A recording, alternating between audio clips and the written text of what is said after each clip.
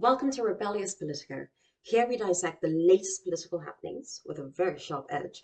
And today we're talking about Keir Starmer's suspension of 7 of his own MPs, the seemingly evolving lexicon of immigration, and the latest on the Conservatives' election of a new leader.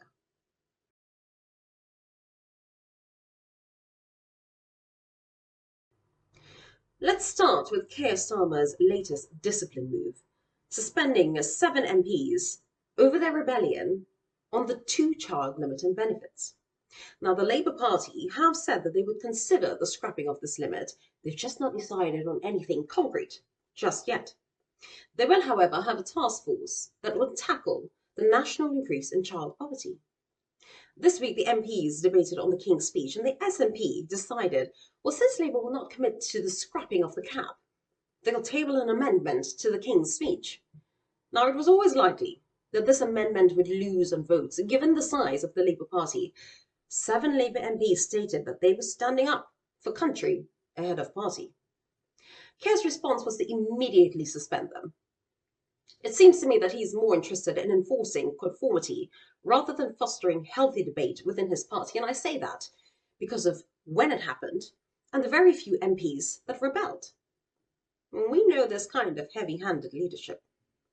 All it does is send a chilling message to those who dare to challenge the party line. Eventually, though, members of the backbench do emerge as leaders in the House. What do I mean? It's only time before Keir's MPs not only vote in protest, but engage in full-on cross-party campaigns to force the government to cave. By silencing dissenters, Starmer risks groups forming against him. I suppose when pressed on the issue here, which is why the government really didn't get rid of the cap, his chancellor would claim the situation is worse than we imagined. Be honest. Say that you didn't crunch the figures right. And now when people look to you to implement the socialist policies you promised, you realized the math wasn't mathing.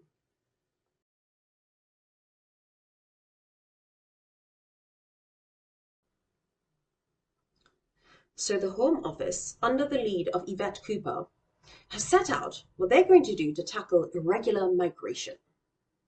What utter nonsense.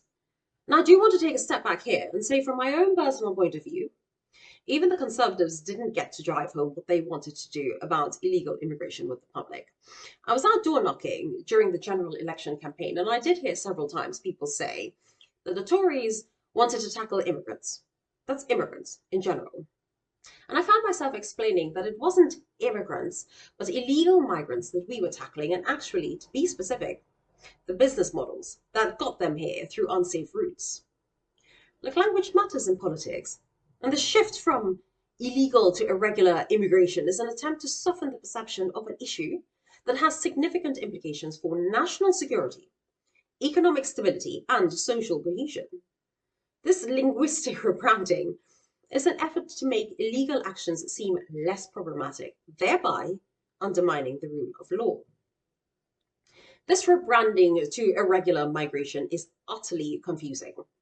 And there were some equally confusing explanations of this rebranding, and that it was the difference between the parties. That is, while the Conservatives would send illegal migrants to Rwanda for them to process their asylum claim there, the Labour Party will be processing claims here in the UK. However they deem to address this terminology fails to address the crux of the issue.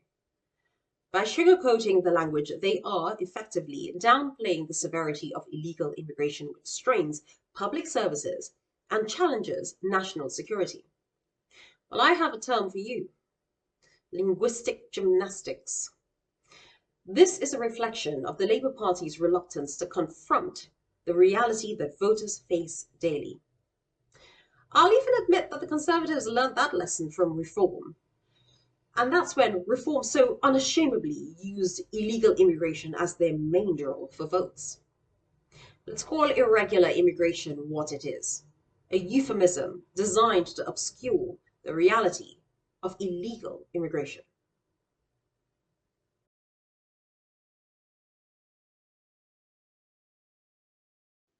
Finally, let's look at the latest developments in the Conservative leadership race. This is crucial for the party. If we really want to hit that reset button, the new leader absolutely needs to be one that we're not replacing in a year. This leader needs to head up a 4-year plan to get the party back in government, and that calls for a no theatrics, no nonsense approach. I wrote in a recent article that there were crucial lessons to be learned from the teams our leaders chose to serve around them. To stand up to a majority-holding Labour, a reform party that siphoned our votes, and the undeniable growth of other parties, we must eschew populist and reactionary politics, adhere to traditional conservative values, and move away from the centralisation of power, that is, picking your supporters for the shadow cabinet, to the centralisation of specialism. The strategy should be simple. Highlight the lack of merit in Labour MPs through experience-backed debate. Reform is a special matter. We cannot argue or debate our lost voters back. They left because they lost trust. We have to outperform the rest and earn those voters' respect.